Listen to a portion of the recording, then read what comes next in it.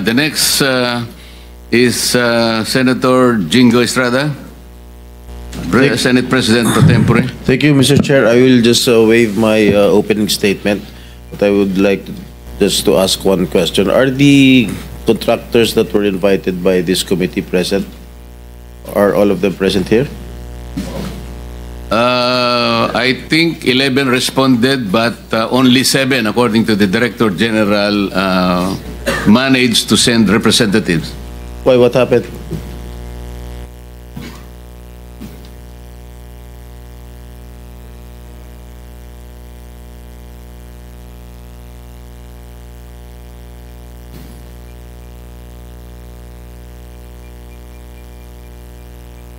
Marami yan sa kanila, Senator Jinggoy, nagkasakit lahat. Iba siguro ni nervyos. Sana So, Mr. Chair, with that, I move that we subpoena them for next hearing. Meron ng motion si Senator Bato na... So I will just waive my opening statement so we can proceed with the questioning of these officials concerned. Mr. Thank you, Chairman, just a quick intervention to the subpoena. May I recommend to our the Senate President pro tempore to subpoena the owners of the corporations, not merely representatives. Kasi na subukan na natin dito yan, pag representatives, wala hong isa sagot ho yan.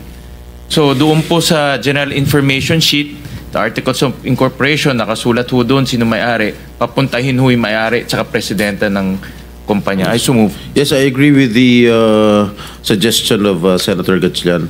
I second the motion. As practicable, let us invite the owners, the head, the most responsible officer of the corporations involved. Pero kung halimbawa talaga namang may legal excuses, ang ipadadala nila somebody who can bind the corporation, yung makakasagot din sa atin, to be practical. So, I will now call Senator Mark Villar for his opening statement. Thank you, Mr. Chairman. Very short lang, I just like to express my support to the committee dahil napaka-importante po ang layunin ng ating hearing ngayon dahil kailangan natin malaman kung ano nangyari, kung anong dapat gawin para ma-maximize yung budget sa flood control. Ang Pilipinas po ay napaka-prone sa baha. In fact, just this month, nung nakaraang buwan, nagkaroon tayo ng bagyo at halos 3 milyong pamilya ang apektado. So, base po sa karanasan ko bilang Secretary ng Public Works, napaka-importante po ang master planning sa flood control. Kasi pwede mong ayusin isang section at bibilis yung daloy ng tubig, pero pagdating sa ibang section na walang flood control, maiipon yung tubig, mas lalala yung baha sa ibang areas. So, napaka-importante po na magkaroon tayo at suportahan natin ang mga master plan flood control projects. And there are master plan. I am aware, may mga master plan talaga sa DPWH. Some of them are foreign-funded master plan. Some of them are each floodwater basin na may master plan. So, importante po, para sa akin, yung pondo ng taong bayan ay dapat nakatutok sa mga master plan projects ng DPWH. And of course, on the issue of yung mga substandard, of course, we have to push for more accountability sa mga projects. Dapat dagdagan pa yung mga measures natin para hindi na maulit yung mga substandard projects na nung nagkaroon ng inspection si President Marcos na may nakita siya mga substandard, ay yun ang kailangan natin solusyonan sa lalong madaling panahon dahil that's very unacceptable that we have substandard projects. So again, maraming salamat po, Mr. Chairman, and of course I'd like to thank all those who are joining us today for this committee. Thank you, Senator Mark. I now call Senator Gatchalian. Maraming salamat, Mr. Chairman. Kami rin po sa Valenzuela, hindi rin po kami ligtas sa pagbabaha. Noong 2024, kami rin po ay nagkaroon ng halos 2,000 na mga evacuees dahil binaho kami sa Bagyong Karina. This year, another 2,000 rin po dahil binabaho kami ulit. At sa pag-ikot ho namin sa iba't ibang parte ho ng ating bansa. Katulad po sa Bulacan, sa lalawigan po ng ating majority leader, sa Kalumpit at sa Hagonoy, ganun rin po ang nararanasan ho nila. Hindi lang isang beses, hindi lang dalawang beses, napakatagal ho, dekada na yung nararanasan ho nila sa baha. At kaya ho ang aking pakiusap kay Secretary Bonoan, dahil nandito ho siya, this 2026, hindi na ho pwedeng business as usual. Hindi na ho natin pwedeng ulit-ulitin yung ginagawa ho natin sa loob po na napakaraming taon na. Nakita ko ho, this 2026 budget, meron na naman 274 billion pesos for flood control. Hindi ho kami magdadalawang isip, i-zero ho to at ilagay na lang ho sa mga eskwelahan kung ang itong flood control ay magiging ampaw lang na flood control at hindi ho magiging epektibo. Dahil kung gagastos ho tayo ng 274 billion sa ampaw at hindi epektibong proyekto, ilagay na lang ho natin sa paaralan dahil yan po yung aming pinaglalaban ni Senator Bam Aquino para po makumpleto na ho natin mga pagkukulang ho natin sa ating paaralan. Sa loob po ng 5 taon, from 2022 to 2025, gumastos na po ang gobyerno ng 1.4 trillion pesos in terms of flood control projects. 1.4 trillion pesos, 1/6 of our budget pumunta ho sa flood control projects. Pero wala hong nakikitang resulta at hindi nararamdaman po ng ating taong bayan. Kaya aking pakiusap po kay Secretary Bonoan, tama na ho yung paulit-ulit na problema. Dahil nasasayang po yung ating pera. At ang tao mawawalan ng tiwala at kumpiyansa sa pagbabayad ng buwis. Kung makikita ho lang nila na yung binabayad nilang buwis, pupunta lang po sa mga ampaw at hindi epektibong project. So mamaya, Mr. Chairman, meron po akong mga nakitang mga problema sa pag-award nitong mga proyekto at ipapakita ko na lang ho mamaya, Mr. Chairman, sa ating pagdinig. Maraming salamat po. Thank you, Senator Win. Let me acknowledge the arrival of the gorgeous Senator Amy Marcos. As usual, late ka na naman. I now call on Senator Bongo for his opening statement. Sir. Salamat, Mr. Chair. I fully support the objectives of this hearing. I want to commend our chairperson, Senator Rodante Marcoleta, for prioritizing this important issue before us. I agree with as Vice Chairperson of the Senate Committee on Finance and Vice Chairperson of the Senate Blue Ribbon Committee. I agree with Senator Gatchalian. Babantayan po namin itong budget for 2026. At bilang Chairman ng Committee on Health, hindi na po bago sa ating bansa ang paghagupit ng mga bagyo at hindi na rin po bago sa atin ang pagbaha. Pero Mr. Chair, I share the observations that despite billions of pesos for funding for flood control projects, flooding becomes worse, mas lalo pang tumataas at yung mga lugar na dating hindi naman kadalasang binabaha ngayon ay binabaha na rin. Taon-taon, pataas ng pataas ang budget para sa flood control pero pataas ng pataas rin po ang pagbabaha. At yung baha dyan sa PGH, pakita lang yung picture, hindi po na-address. Sana bigyan po ito ng priority ninyo. Mas malapit naman po ito sa atin at mas nakikita nyo. Yung pondo po sa health is less than triple ang budget ng DPWH kumpara sa health. At tuwing nagbabaha po ay hindi lamang nakaka-apekto sa mga pagmamayari at kabuhayan ng ating mga kababayan, nilalagay nyo rin po sa alanganin ng buhay ng mga kababayan natin na biktima ng bagyo. I am also particularly concerned the reports of increasing number of leptospirosis cases overwhelming our hospitals. Sa kaikot ko sa mga hospital, sila ang binabaha. Pero yung budget ng health sa ngayon, halos triple ang budget ng DPWH kumpara sa health. 880 billion ang DPWH, 313 billion lamang po ang para sa health. Sana ilaan na lang po ang pondo na mapapakinabangan po ng taong bayan para sa health sa pagpatayo at pag-upgrade po ng mga hospitals, medical assistance at PhilHealth benefits. Mas baha nga sa mga hospital ngayon, hindi naman na-address until now.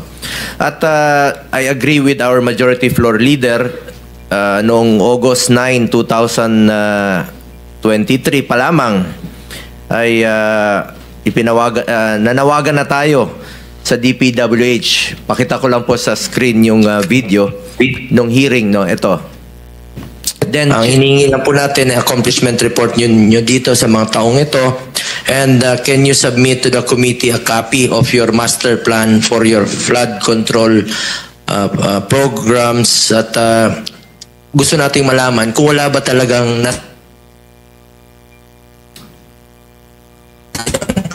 na pondo dito na inilahan nyo po sa ilang taon na patuloy nyong pinupondohan at tumataas pa. At pangatlong tanong ko po, can you submit your prioritization in implementing flood control projects?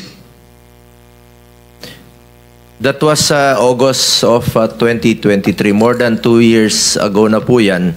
At pinaalalahanan natin kayo, dapat ilagay ang flood control sa lugar na may madalas binabaha at maproteksyonan na tao. Ang tanong natin, bakit doon nilagay sa walang tao, may flood control pero walang pinoproteksyon ng tao, walang kinokontrol na baha? Napapansin ko po sa taas na nilalagay po itong mga flood control sa walang tao at walang pinipigil na baha. Sana po inilaan na lang po ito sa mga importante pa nating mga proyekto. At ngayon rin po, sinusuportahan natin ito, lalong-lalo na po sa mga issues ngayon. I also co-authored Senate Bill number 783. Ang panukalang batas na ito ay ipagbawal na pumasok sa anumang kontrata ng gobyerno mula sa national level hanggang sa LGU level ang mga kamag-anak ng government officials hanggang sa 4th civil degree of consanguinity and affinity. To the DPWH, ay dapat po ayusin nyo po ang inyong master plan. Matagal na po yan na hinihingi natin, pero after ilang taon, nandiyan pa rin po itong mga flood control. Ang bagyo po, hindi natin kayang pigilan. Pero ang labis na pagbaha, pagkawala ng kabuhayan at buhay, kaya po nating magawa ng paraan. Ang korupsyon, kaya nating pigilan. The flood problem demands the unwavering attention of the government. Let us make corrupt officials accountable. I call upon everyone here as today to carefully deliberate, draw upon expert insights, and work together for a solution to resolve this matter. Maraming salamat po, Mr. Chair. Mamaya na po magtatanong. Thank you, Senator Bong. Before I call on Senator Bam, let me just make a clarification. The amount of 545 billion mentioned by the President budget for flood control are the ones which he believed awarded to the 15 contractors which he identified last August 11. The actual budget for flood control projects between July 2022 up to May 2025, per the report submitted by the Legislative Budget Research and Monitoring Office of the Senate, is 849 billion pesos.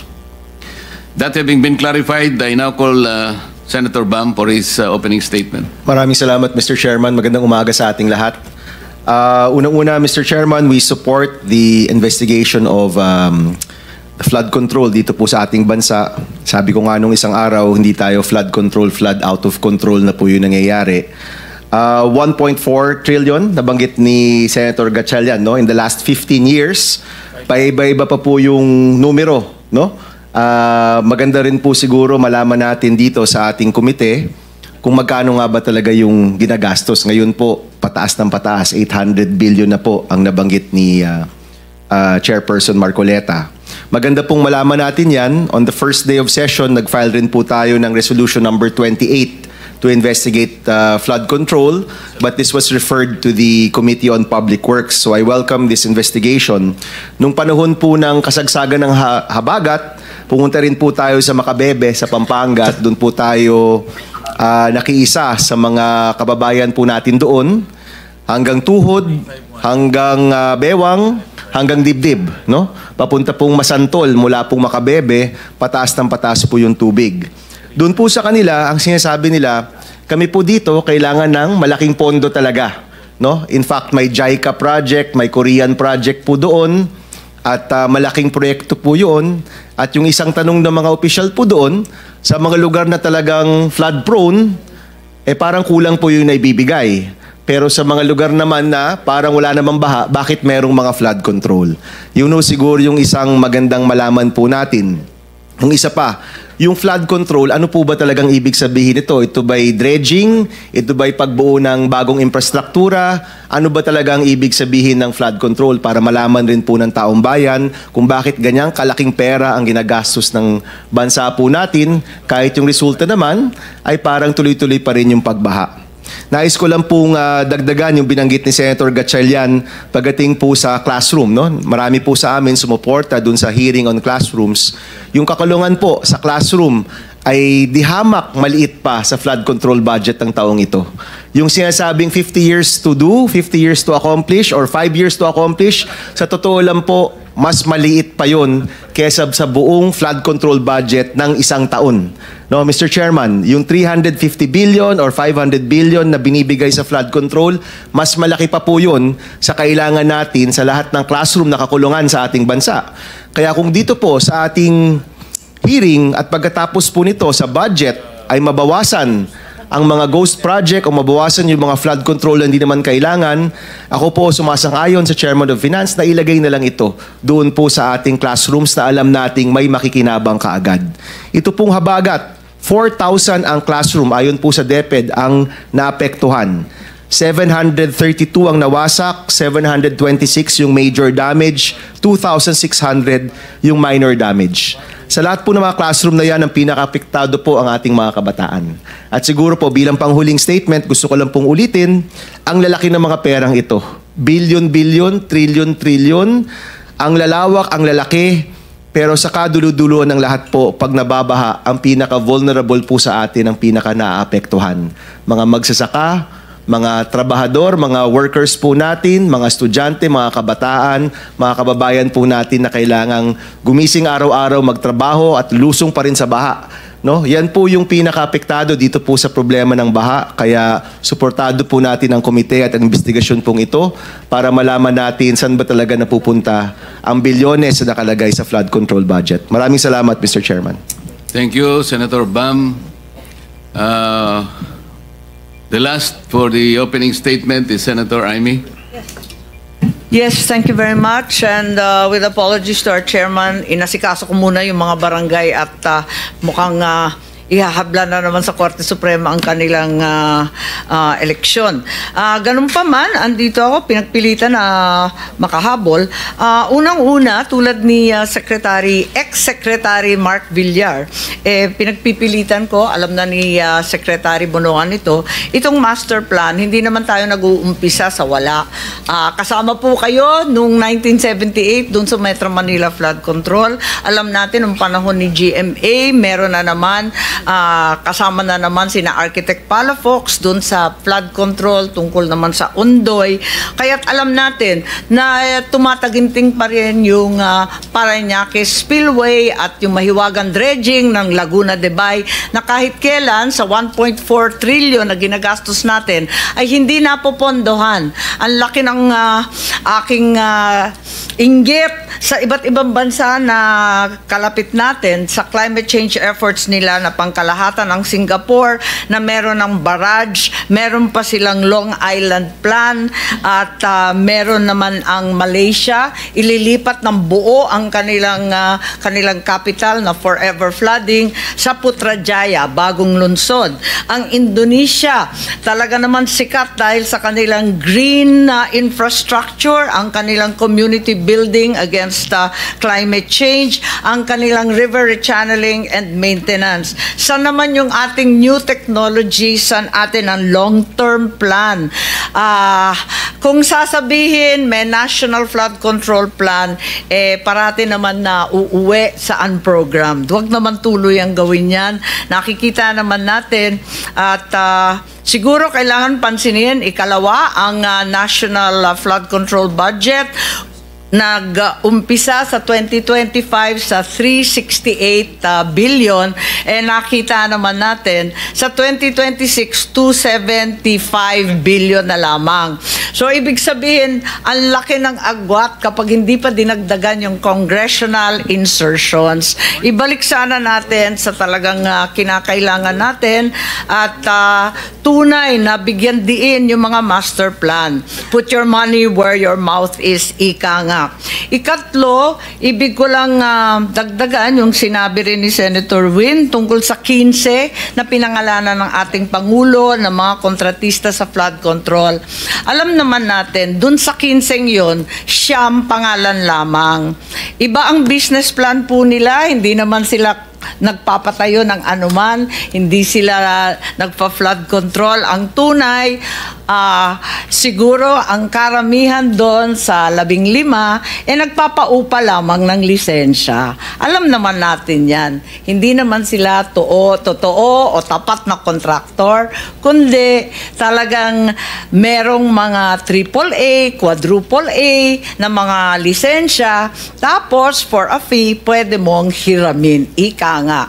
Siguro panahon na sabi nga namin ni Chairman to pierce the corporate veil of such corporations as Legacy, the various saints that are included who are hardly saintly in their behavior, and finally come to the reality that these contractors are not building anything, least of all flood control. Maraming salamat po.